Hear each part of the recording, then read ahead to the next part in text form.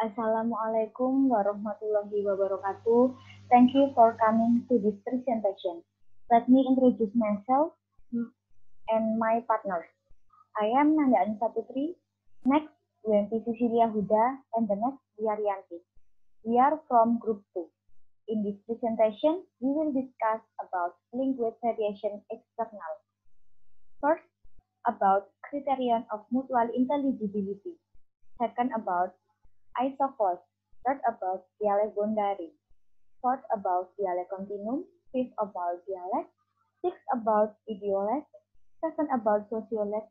And the last eight, about accent. First, I will explain to you about language variation. Language variation is the diversity of language caused by the existence of social interaction activities carried out by a very diverse community or group and due to the speakers who are not homogeneous. According to CARE 2010, the 62. Jadi, variasi bahasa adalah keragaman bahasa yang disebabkan oleh adanya kegiatan interaksi sosial yang dilakukan oleh suatu komunitas atau kelompok yang sangat beragam. Variasi bahasa itu terjadi akibat dari adanya keberagaman sosial dan keberagaman fungsi bahasa. And the next, criterion of mutual intelligibility. The first person who had used the term mutual intelligibility was Peter Thuil in his book Sociolinguistics: An Introduction in 1097 and 4. Mutual intelligibility is the extent to which speakers from two or more speech communities can understand each other.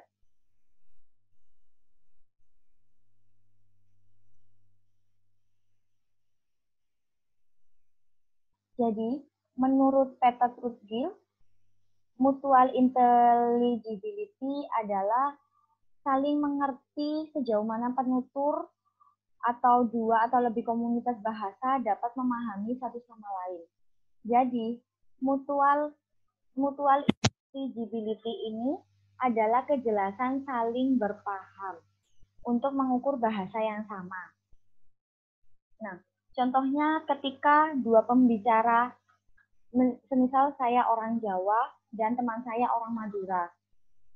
Orang Madura ini paham apa yang saya bicarakan, jadi mereka mengerti bahasa Jawa dan saya juga mengerti bahasa Madura.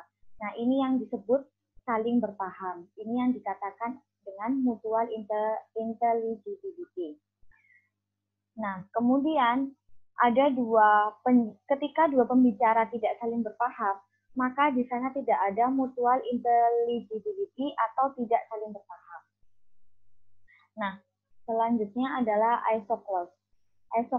Isoclause is a geographical boundary between several linguistic features. For example, the way a vowel is pronounced, the meaning of a word, or the use of some grammatical rules. The major dialects are usually divided by several isoclause bundles. Artinya, isoclause di sini adalah pembatasan geografi antara beberapa ciri khas linguistik, misalkan cara pelafalan atau pronunciation sebuah vokal, arti sebuah kata, atau penggunaan beberapa aturan tata bahasa di sebuah daerah. Contoh isoclause yaitu contoh dari bahasa Indonesia dan bahasa Melayu. Nah, ketika orang Indonesia mendengar orang Melayu berbahasa, kita pasti masih mengerti bahasanya karena kita masih sering pun. Nah, isoclause sendiri tetap merujuk pada suatu makna yang sama. Misalkan orang Melayu bilang tak nak, pasti kita tahu kan artinya di bahasa Indonesia itu tidak mau. Nah, seperti itu isoclause. Jadi isoclause itu merupakan garis yang membatasi perbedaan dialek, tetapi tetap merujuk pada suatu makna yang sama. Dan biasanya bahasa yang dialek yang berbeda itu biasanya serumpun atau misal Jawa Tengah sama Jawa Timur seperti itu. Cuma dialeknya yang berbeda. Nah, untuk selanjutnya, presentasi selanjutnya dilanjutkan oleh Yandi Sisilia, yaitu dialek Kendari.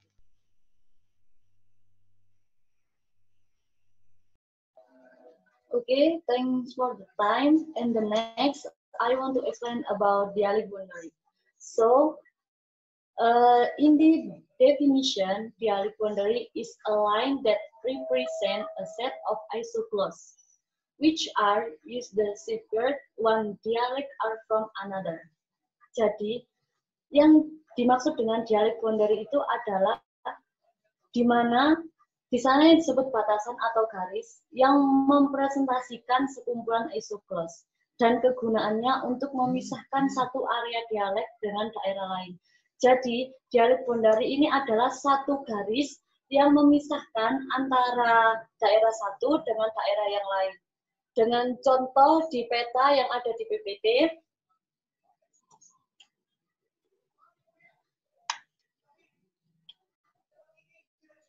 contoh peta yang ada di PPT,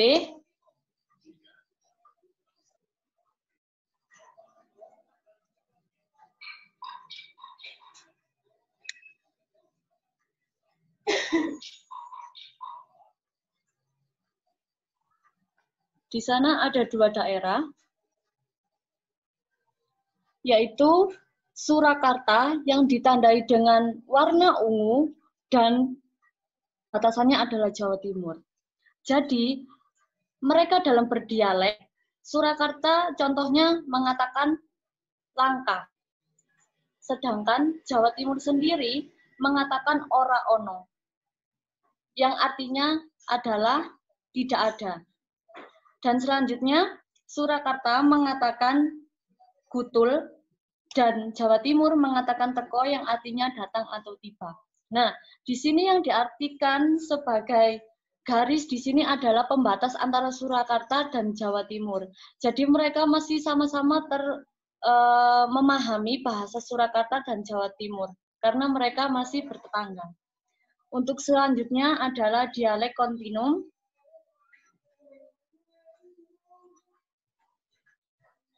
In the dialect continuum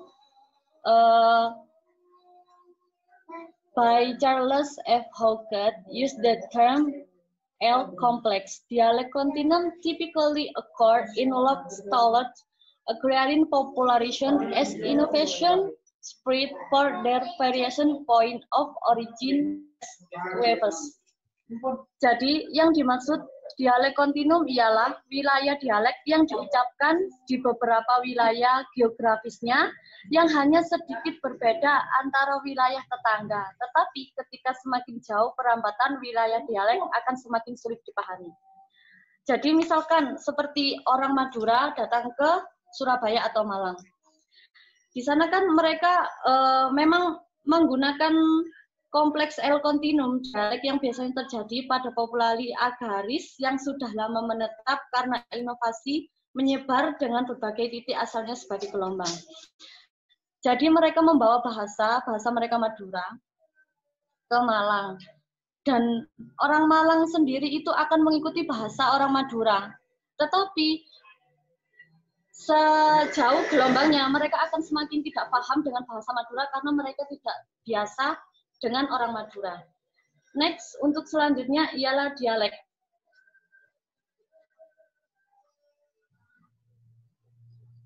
From the dialect of definition, according to us more limited. So, dialect is a language variety that contrasts a standard.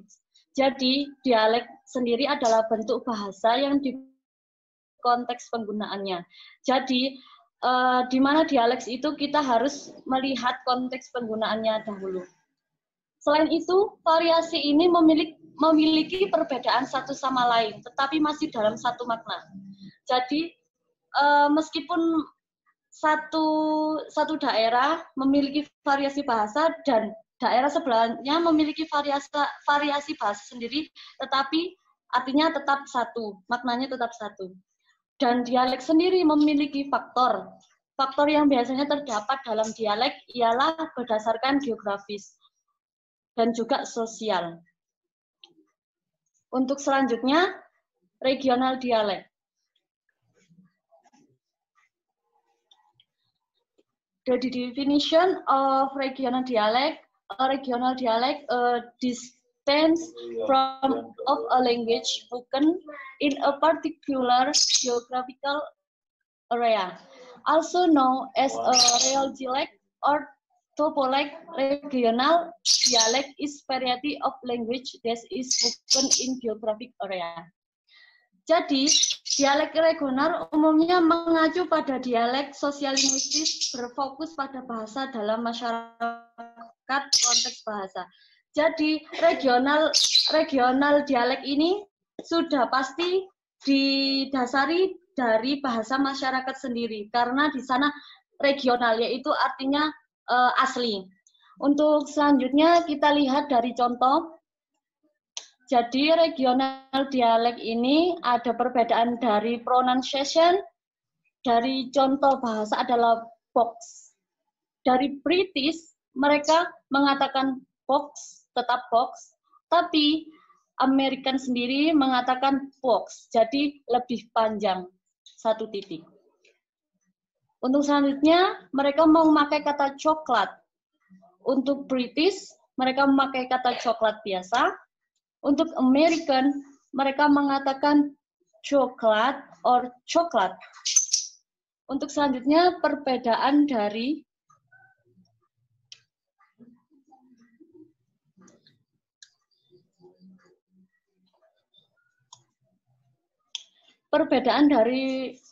vocab sendiri ya, vocabulary-nya sendiri.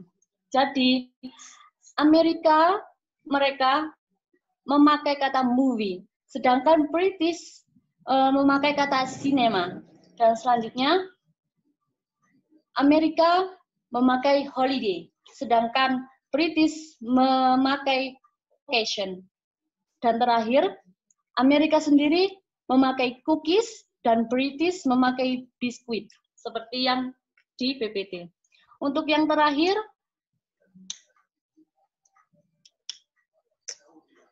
perbedaan dari grammar sendiri.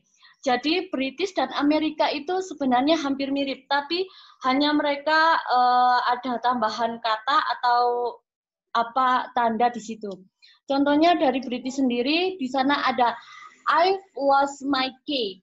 Dan contoh dari American sendiri, I lost my key. Jelas di sana kalau British mereka memakai I, dan di Amerika sendiri langsung dia memakai I lost. Untuk yang selanjutnya, di sana ada contoh have a bed untuk British. Dan untuk Amerika berbeda. Mereka memakai take a bed dan selanjutnya. Sekian penjelasan dari saya serahkan kepada moderator. Terima kasih.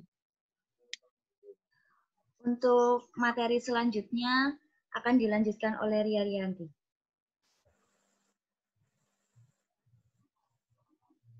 Okay, for the next explanation by me, that is chronolag. I would like to explain about chronolag. Chronolag, as usually called temporal dialect. According to Chart and Agustina, 2004, page 64, temporal dialect or chronolag is a language variation that used by social group at the certain times. For example,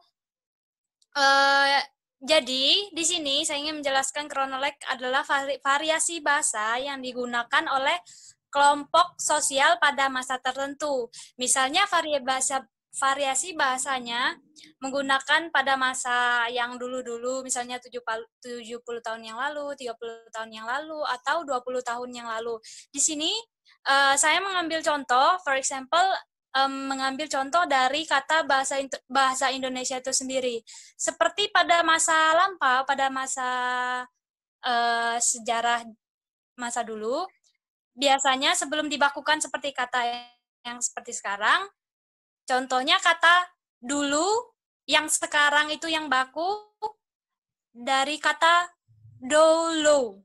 Dulu itu pada masa sekitar 20 sampai 70 tahun yang lalu, dan sekarang dibakukan menjadi kata dulu.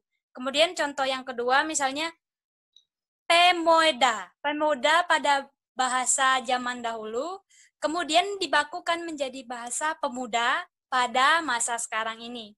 Begitulah kronolog yang dimana variasi bahasanya digunakan oleh kelompok sosial tertentu pada masa tertentu. Selanjutnya, for the next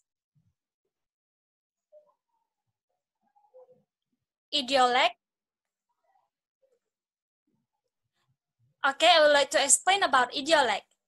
Idiolect is descriptive speech of individual, a linguistic pattern, regard, and unique among speakers of a person, language, or dialect. But it's even more granular, more narrow than just all the speakers of particular dialects. Yang dimana dialek ini adalah penggunaan bahasa khas yang unik dari penutur itu sendiri, termasuk ucapan misalnya seperti kosakatanya, grammarnya, atau pengungkapan bahasanya. Misalnya kita ambil contoh, for example, dari orang Amerika atau USA menyebut perbedaan antara bahasa Amerikan dengan British. Misalnya Amerika menyebut color atau warna, misalnya color. R-nya itu biasanya lebih jelas. Kalau British itu menyebut kata color menjadi color. Kemudian contoh yang kedua seperti cheer pada American people, and then cheer pada British people.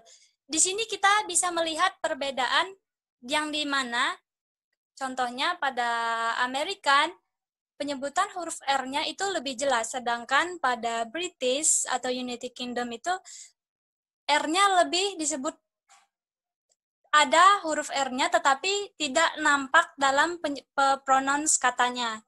Begitulah idiolek.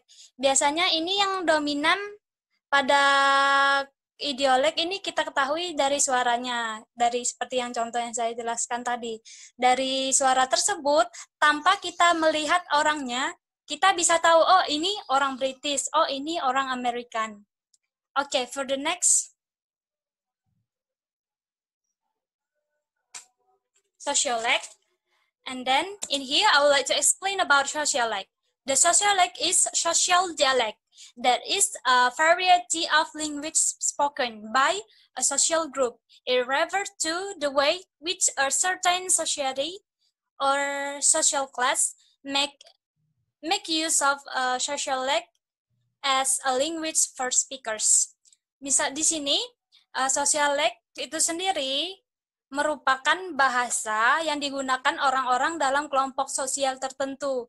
Misalnya bahasanya itu seperti pada contoh, misalnya contoh kita ambil we went shopping. Kita sering dengar we went shopping. Tapi ada orang-orang tertentu misalnya berbicara we went to the store. Tapi dalam hal konteks di sini merujuk pada meaning yang sama meskipun penggunaan katanya berbeda atau vocabulary-nya berbeda. Di sini tergantung kelas sosialnya. Sosialnya misalnya sekelompok orang ini pengen nyebut we went to shopping, itu sudah familiar di grup sosialnya mereka atau di daerahnya mereka. Kemudian di daerah tertentu misalnya menyebut we went to store. Di situ bisa kita lihat perbedaan sosial, maksudnya perbedaan bahasa yang orang-orang gunakan dalam kelompok sosial tertentu. Kemudian contoh lainnya, misalnya kita sering let me know, terus kelompok yang lain biasanya sering throw me water. Gitu kan biasa, tapi merujuk pada meaning yang sama. Selanjutnya,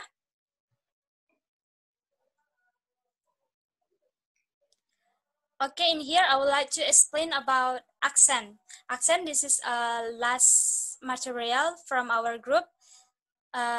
Accent itself part of dialect, And then the definition of the accent. Accent is a manner of pronouncing a unique word or curve of tongue, which owned by each person according to their regional or ethnic origin. Accent can identify the speaker's social status, age, gender, and etc. For example, misalnya aksen yang sering kita dengar, misalnya aksen British, ataupun seperti pada contoh misalnya his go a strong southern yang dimana biasanya itu terdapat pada aksen orang Boston. Kemudian pada contoh kedua seperti pada contoh di PowerPoint, she's French but she speak with an impeccable. Itu aksennya orang Amerika atau English accent. Di situ kita sudah tahu bagaimana perbedaan antara aksen dan negara satu dengan negara yang lain. Biasanya aksen dalam bahasa Indonesia bisa kita sebut logat. Misalnya di sini contohnya perbedaan antara aksen dari American and British. Contoh selanjutnya misalnya I need some water, itu aksen dari American. Kemudian selanjutnya I need some water. I need some water itu merupakan sudah jelas di telinga kita, oh ini aksennya orang British. Seperti itu contohnya. Misalnya nggak usah jauh-jauh, kita ambil contoh pada ruang lingkup Indonesia atau ruang lingkup sekitar kita di sini. Kita kan tinggal di daerah Jawa. Misalnya orang Jawa pengen ngomong don't touch it. Kan medoknya itu kelihatan. Jadi aksennya itu gimana? Aksennya medok pada saat berbahasa Inggris itu. Misal don't. Kan jelas, oh orang ini orang Jawa, kedengeran dari aksennya. Nah, gitu misalnya. Kemudian selanjutnya, the conclusion. Okay, the last is the conclusion. In conclusion, from our group, we conclude language variation in social linguistics is variation that use selection or application of language, which is influenced by region, age, gender, social status of the speakers. Thus, we can know the language variation there are from various aspects, especially in external scope. Thus, from the aspect of language variation, we can find out the various language pronouncement of dialect used by the speakers, but still prioritize mutual intelligibility. Jadi, maybe that's all presentation from group 2. Thank you for the attention.